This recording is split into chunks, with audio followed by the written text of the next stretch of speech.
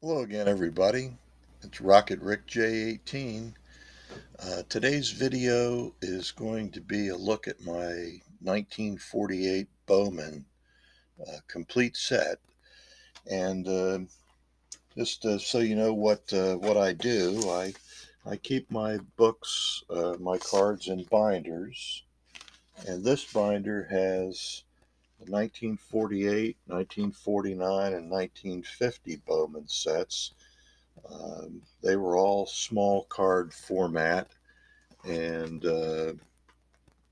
were not terribly big sets. The biggest is the 1950 set with 252 cards, but the 1948 Bowman set uh, has only 48 cards. And since they fit in 12 pocket uh, vinyl binder sheets to put in the binder, you only need four of them to, house the complete set. So, the set looks like this. There's a few cards missing in here because I've got them out to show them to you. So that's the binder.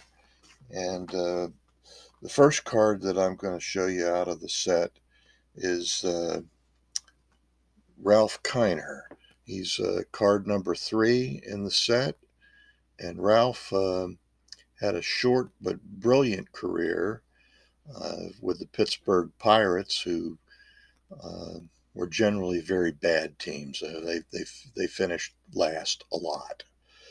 Um, Ralph led the league in home runs in 1946, the National League, and continued to lead the National League in home runs for the next 6 years. So it's 7 consecutive years. A feat that is hard to find surpassed in the history of baseball. I don't know whether Babe Ruth managed to do that or not, but perhaps he did. I should look that up. Um, After his career in baseball ended, he went up into the broadcast booth and did uh, a little bit of work with another team, I believe, and I can't remember which one it was. But in 1962, he joined Lindsey Nelson and Bob Murphy in the Mets broadcasting booth, and he stayed there for 52 years and only left because he left the planet. Uh, the As I said, his career was pretty short. It ended in Pittsburgh in 1953 when he was traded to the Cubs after a salary dispute with then general manager Branch Rickey. And on his way out the door, Rickey allegedly said, uh, "We finished last with you, and we can finish last without you." So that's how he sent Ralph off to other pastures. He played with the Cubs and then ended his career with a back injury in Cleveland. So he really was only around for 10 seasons, and the last few not his best. And I will would say one other thing. Those of you who are familiar with his work in the broadcast booth with the Mets know that he had a post game show called Kiner's Corner. Well, I didn't really know this until I was doing a little research on the card. But Kiner's Corner was what they called the left field corner in old Forbes Field, and that's where the fans would cheer out for Ralph to hit one in Kiner's Corner. So that's the origin of that term. So that's Ralph Kiner. Uh, the next card is that I'm going to show you, and these are all going to be in numerical order. This is Bob Feller, card number 5. Uh, it's his first post World War II card after his 4 years of military service from 1942 to 1945. He played in only a few games in 1945, but uh,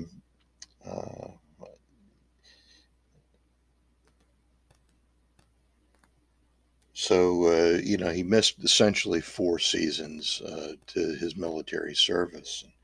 When you look at his career wins of 266, it's not too hard to see that he would have easily been a 300 game winner and maybe as much as 340, 45 wins because he had an uninterrupted 5 straight seasons of 20 game wins through 1941, but uh,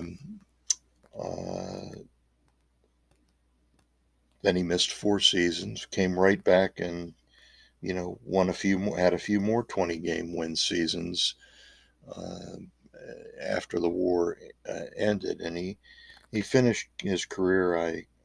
I'm thinking it was 1956, maybe 55 or 56, and then he was at that time. Well, in 1956, he would have been uh, 38 years old. No, I'm sorry. Yeah, 38 years old. So he was also a fastball pitcher, and there's a very famous video of him his fastball racing a motorcycle, and it won by about 3 feet, and the motorcycle had a 10-foot head start. So he was pretty fast. They calculated his speed without the benefit of a radar gun at 104 miles per hour. Uh, he like Ralph Kiner, he enlisted in the United States Navy after Pearl Harbor, and that's where he did his military service during the war. Oops. Well, I fumbled a, I fumbled the Yogi Bear card, so I'm not gonna pick it up right now. But Yogi was a great player, and you've all seen his rookie card. Uh, I think one of the most remarkable things about Yogi's career is that he played in 14 World Series between 1947 and 1963. Um, he was on the Yankees won 10 of those, so he won 10 rings. And if you've ever seen the famous picture of Derek Jeter holding up his 5 uh, championship rings, 5 World Series rings, Yogi's comment was, uh, something along the lines of, "Yeah, I'll see your 5 and raise you 5 for the other hand." So something along those lines. I probably paraphrase. He won 3 MVPs and also caught Don Larson's perfect game in the World Series. So he had a lot of career highlights. Uh, Known as a very good clutch hitter and bad ball hitter. So Yogi was a really very important part of the Yankees dynasty, and I think uh, one of the comments from Casey Stengel was, I never play a game without my man, and the man was Yogi Berra. So uh, very highly thought of. The next card is another Yankee. This is Phil Rizzuto. Phil was the Yankee spark plug, really. The guy who, pushed all the buttons and on the field and was a great leader for the Yankees. He was elected to the Hall of Fame by the Veterans Committee, um, and uh, deservedly so, in my opinion. Phil was an MVP in 1950, um, and he also had a long broadcasting career. Uh, at the end of his career in 1956, um, he joined the Mel Allen and Red Barber in 1957 as the Yankees broadcasting team. And, his signature phrase was "Holy cow," which I thought was pretty good. He was very excited in the booth, very much a Yankee homer. Um and uh, he ended his broadcasting career. Uh, and one of the sort of signature moments, the Yankees didn't give him permission to attend Mickey Mantle's funeral because they had a game that day, and he was supposed to broadcast it. But during the game on August 15th, the day of Mantle's funeral, he left the broadcasting booth after the fifth inning and said, "I just can't go on."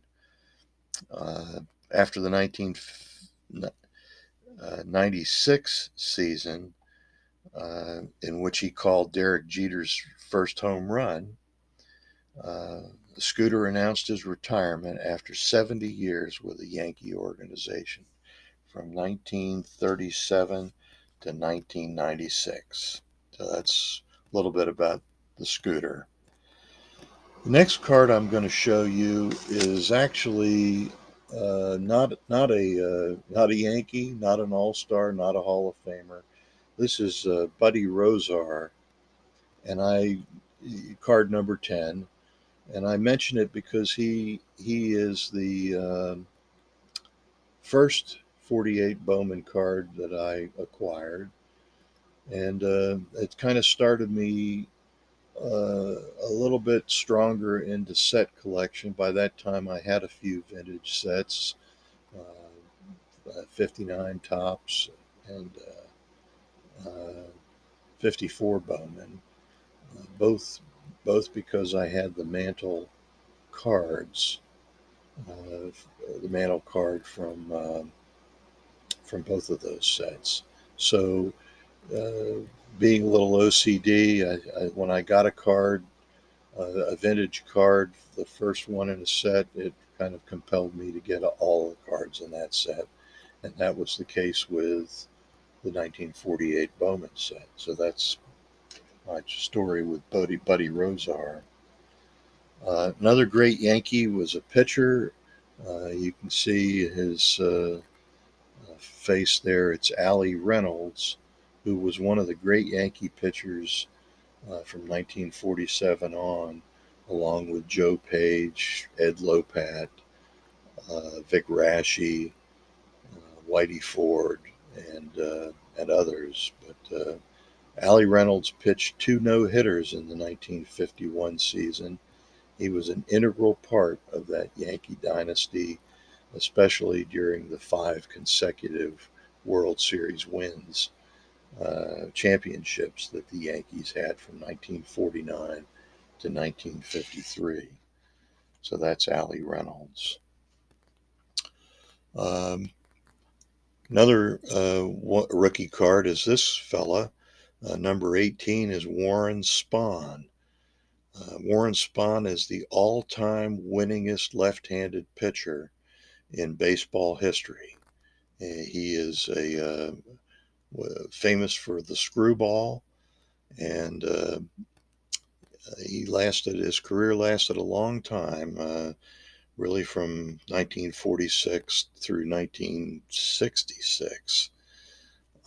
Nearly all of that with the Boston, Milwaukee, Atlanta Braves, and he ended his career with the Mets.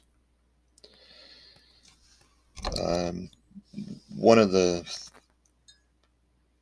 one of the championship seasons that he had with the Braves was in 1948, and they really won it on the arms of Warren Spahn and Johnny Sain, and he is the cheer was in Boston during that season was Spahn and Sain and Pray for Rain. So Warren Spahn was a great pitcher, and as I said, the winningest left-hander ever, 366 wins. That's fifth all time, behind only Cy Young, Walter Johnson, Christy Mathewson, and old Pete Alexander. So he was a tough guy. He had 13 20-game win seasons in his career, a model of consistency. Um, and again, but for the fact that he also was served in the Second World War, he might have had easily 400 wins. He won the 1957 Cy Young Award. And another note, he was really a pretty good hitter and hit 35 home runs during his career as a pitcher. Uh, in Milwaukee, they used to have a character called Chief Nakahoma. And whenever anybody hit a home run, the chief would come out of the teepee out there in the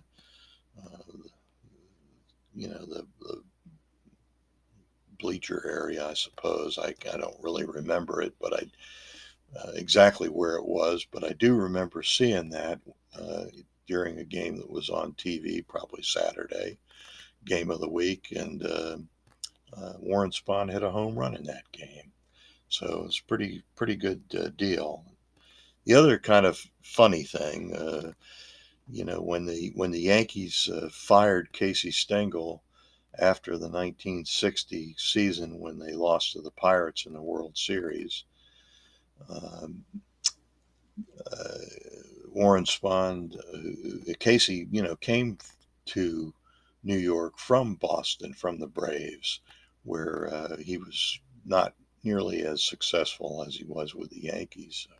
Warren Spahn said, "I guess you could say I'm the only guy in baseball that knew Casey Stengel and played for him before he was a genius and after he was a genius, because he also played for Casey Stengel with the 1965 Mets for a brief time." And the next card I'm going to show you is number 19, and it's another Yankee, not a Hall of Famer, but very instrumental player during the early part of the Yankee dynasty, their run from 1957 through 1964, 1947, 1964. And the interesting part, I think, about Tommy Henrik during the 1951 season, um, Henrik was reputed to have hit something. Well, he did hit 25 home runs that season. Uh, Joe DiMaggio was missing in action with a foot injury, foot problems. He had chronic feet problems. And he had a big flare up with a bone spur in 1951 at the beginning of the year, missed half the season. And Tommy Henrik put the Yankees on his back and carried him. As I said, he hit 25 home runs, and reputedly something like 16 or 17 of those were in the seventh inning or later to either tie the ball game or put the Yankees ahead. So he is known as the Clutch or Old Reliable. It gives the Clutch as his nickname on the back of his 48 Bowman card. Um, in Game 1 of the 1947 World Series, uh, I'm, I'm sorry, yes, the 1949 World Series. he hit a home run to win the game. It was a walk-off home run, and I think they said it was the first walk-off home run in World Series history. So that's a little bit about Tommy Henrik. He features prominently in David Halberstam's book, The Summer of '49, which is a terrific baseball book. It's easily the best baseball book that I ever read, and I've read The Natural and a lot of other baseball books, a Babe Ruth story, about probably 7 or 8 Mickey Mantle biographies. Um, but this is a terrific book, great stories in it. Halberstam is, of course, was a great writer and wrote many books, not primarily on baseball, but um, terrific. Anyway, he was just terrific. So the next card I'm going to show you is number 22, another Yankee pitcher named Bill Bevins. And the hallmark of Bill Bevins' career occurred during the 1947 season, in which he pitched a perfect game through the first 26 batters before he gave up a couple of walks, and then gave up a hit to Cookie Lavagetto. It was a double, and Phil Rizzuto's call was, here comes the tying run, and here comes the winning run, because it was in the bottom of the ninth inning against the Dodgers.